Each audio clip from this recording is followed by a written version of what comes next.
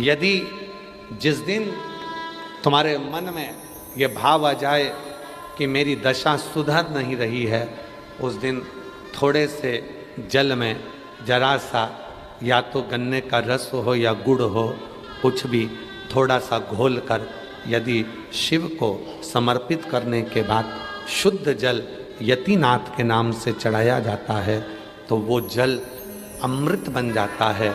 और कहते हैं उस घर का दुख यतिनाथ जी 20 दिन के अंदर समाप्त कर देते हैं। वो यतिनाथ के नाम में इतना बल होता है, वो साधारण नाम नहीं है यतिनाथ। यतिनाथ दुखों ने घेर लिया, बहुत दुख है, बहुत दुख है। जब लगता है कि दुखी हैं भीतर से, लगता है कि कोई तकलीफ है, तब यतिनाथ का नाम लेकर गुड़ का पानी घोलकर शिव जी को थोड़ा सा समर्पित कर देते हैं, पूरा दुख।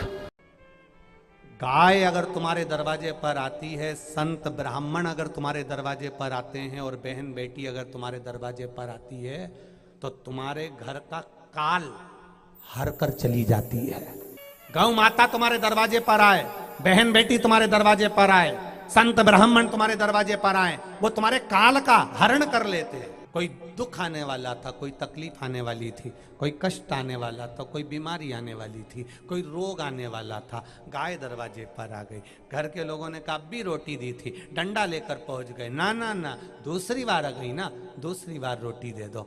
ध्यान देना, आप जितना बांट कर चलते हो ना उतना आपके पास प्राप्त होता है, उतना प्राप्त होगा। स्वयं खा लेना सुकृति है, छुड़ा कर खा लेना विकृति है, और बांट कर खाना ये भारत देश की संस्कृति है। बांट कर खाइए, छुड़ा कर नहीं खाना, प्रेम से पाइए, एक सुख के साथ, एक आनंद के साथ। शिव महापुराण की कथा वर्णन कर रही है। देवहूति माता ने, प्रसूति छोटी है, देवहूति माँ उसके पास में जाकर कह रही हैं कि मेरे घर में 9 कन्याओं का जन्म हुआ, एक भी बेटा नहीं है, बेटे का जन्म हो। तो प्रसूति ने कहा देवहूति तेरे घर में 9 कन्या जन्मी कोई बात नहीं, मेरे घर में तो 84 कन्याओं का जन्म हुआ है। कितनी कन्या? 84।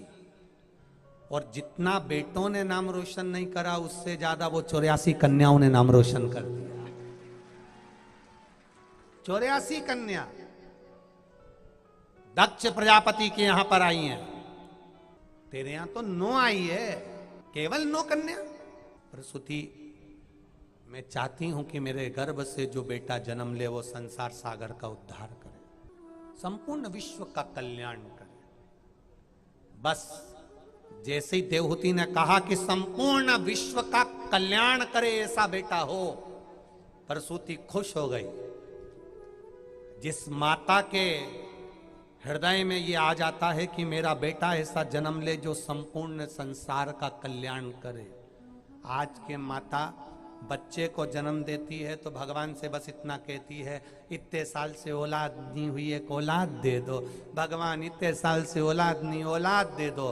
भगवान से तुम्हें कहना चाहिए इतने साल के बाद अगर औलाद दे रहे हो तो ऐसी देना जो पूरे विश्व का कल्याण कर।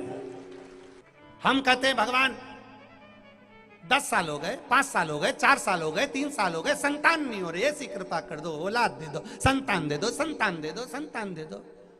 क्या करोगे कचरा इकट्ठा करके? भगवान से कहो इतने साल के बाद अगर संतान दे रहे हो तो ऐसी देना जो पूरे विश्व में मेरे घर का नाम रोशन करे और पूरे विश्व का कल्याण करे। भजन कीर्तन स्मरण राष्ट्र की रक्षा सनातन धर्म की रक्षा करती रहे, ऐसी औलाद होना चाहिए। ऐसी औलाद स्वामी विवेकानंद जैसी, रामकृष्ण परमहंस जैसी, नामदेव जी जैसी, मीराबाई जैसी, कर्माबाई जैसी, ध्रुव जैसी, प्रहलाद जैसी औलाद हमारे घर में देना। भगवान भगवान से ये प्रार्थना करा करो कि औलाद देना तो ऐसी दे।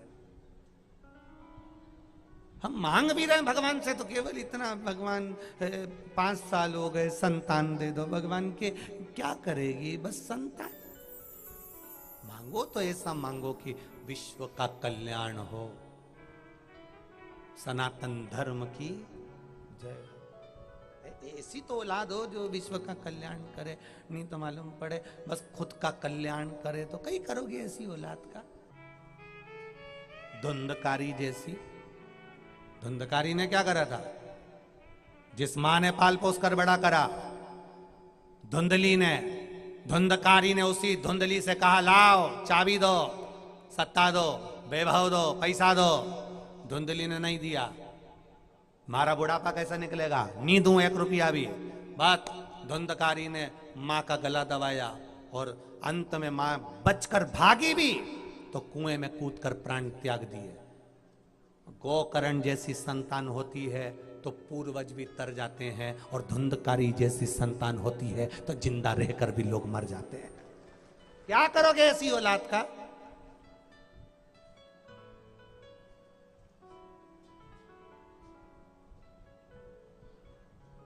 क्या क्या वो दिल्ली में सुधांशु जी महाराज, उनके आश्रम में एक महिला रहती है जिसने गाना लिखा था अपने बेटे के लिए। वो गाने की लाइन थी जो टीवी पर चलती थी, मेरा चंदा है तू, मेरा सूरज है तू, तू मेरी आंखों का। वो महाराज जी के आश्रम में रह रही है, जिसने अपने बेटे से इतना प्रेम करा था, इतना प्रेम करा था, इतना प्रेम करा था कि बेटे के बिना एक क्षण नहीं रह पाती थी। लाखों रुपए लगाए, बेटे की शादी कर दी, घर में जगदम्बा आ गई। इतना प्रेम बढ़ गया जगदम्बा से, इतना प्रेम बढ़ गया पत्नी से कि माँ की और पत्नी की थोड़ी सी लोका झोंकी हुई। पिता तो थे नहीं, माँ ने पाल पोस कर बड़ा करा था, बच्चे का ब्याह करा था, धक्के खाते खाते जिंदगी निकालकर बेटे को अच्छे पद पर बिठाया था। पत्नी आई, जरा सी लोका जोकी हुई और माँ को गाड़ी में बिठा के ले गया। एक सुनसान जंगल में माँ को छोड़कर दोनों पति पत्नी निकल गए। फिर वो बूढ़ी माँ रोते रोते एक आश्रम में पहुंच गई और आज तक ले रही है। जिसने गाना गाया, मेरा चंदा है तू, मेरा सूरज है तू, क्या करोगे ऐसे औलाद का? धुंधकारी जैसी। उस मां से पूछा, आप इतनी परमात्मा का भजन करने वाली हो तो आपकी औलाद ऐसी कैसी हो गई? उसने कहा, परमात्मा का भजन मैं बाद में करना चालू करा। मैं बच्चे को अच्छे एजुकेशन देने में लगी थी, कॉन्वेंट स्कूल में पढ़ाने में लगी थी, वीआईपी स्कूल में पढ़ाती थी, इंग्लिश लिटरेचर से पढ़ाती थी। बच्चे से कभी नहीं कहती थी कि तू मंदिर जा, बच्चे से कभी नहीं कहती थी कि मंदिर में जाके 1 लोटा जल चढ़ा, मंदिर में जाके 2 अगरबत्ती लगा। जो बच्चा बाल्यावस्था में मंदिर नहीं जाता, जो बच्चा मंदिर में जाकर 1 लोटा जल नहीं चढ़ाता, उसके घर के बुजुर्ग व्यक्ति को एक दिन वृद्धाश्रम की सीढ़ी पर चढ़ना ही पड़ता है, ये निश्चित है। अपने घर के बच्चों को संस्कार दो कि वो मंदिर तक जाएं। अपने घर के बच्चों को संस्कार, भले तुम वीआईपी स्कूल में पढ़ाओ, अंग्रेजी स्कूल में पढ़ाओ, वीआईपी ट्रीटमेंट दीजिए, खूब अच्छा खिलाओ, अच्छे कपड़े पहनाओ, पर अपने बच्चों को यह संस्कार दो कि 1 लोटा लेकर मंदिर तक जा। जो मंदिर की सीढ़ी चढ़ जाता है वो आपको वृद्धाश्रम की सीढ़ी में कभी नहीं चढ़ने देगा। संस्कार दीजिए बच्चों को, ज्ञान दीजिए बच्चों को। ये बड़े हो जाएंगे, मंदिर में शर्म के कारण नहीं जाएंगे। आज इनकी आदत डाली है मंदिर जाने की, आज इनकी आदत डाली है शिवालय में 1 लोटा जल चढ़ाने की। भक्ति में नहीं रमेंगे तो कब रमेंगे? भजन में रमेंगे। शिव कथा कह रही, जीवन में अगर दुख सम्मुख में आकर खड़ा हो जाए, अगर जीवन में दुख हमारे सम्मुख में आकर खड़ा हो जाए तो सती, जीवन में ऐसा कोई मनुष्य नहीं है जिसके जीवन में दुख नहीं आएगा। दुख सबके जीवन में आएगा, सबके जीवन में दुख आएगा। क्योंकि कर्म का लेख जब भगवान राम जी के जीवन में दुख आया, भगवान कृष्ण के जीवन में दुख आया, कितने बड़े बड़े गुरु उनके साथ में थे, कितने बड़े बड़े आचार्य उनके साथ में थे, कितने बड़े बड़े संत उनके साथ में थे, कितने बड़े बड़े साधु उनके साथ में थे, कितने बड़े बड़े तपस्वी उनके साथ में थे। जीवन में दुख आएगा। राम जी के जीवन में दुख आया, भगवान कृष्ण के जीवन में दुख आया। कर्म का लिखा मनुष्य को भोगना है, आएगा दुख, पर उस दुख में भगवान को याद किया जाए कि परिवार को याद किया जाए। दुख आता है तब लोग परिवार का द्वार द्वार भटकते हैं। काका जी हमारा काम करा दो, काकी जी हमारा काम करा दो, भैया जी तुम कह दो, एक बार माँ फोन कर दो, एक बार ऐसा बोल दो। दुनिया के लोगों के हाथ जोड़ते हैं, दुनिया के लोगों के पांव पड़ते हैं। दुनिया के हाथ पैर जोड़ने से अच्छा है एक बार उस परमात्मा के हाथ पैर जोड़ कर देख लेना, कार्य सफल हो।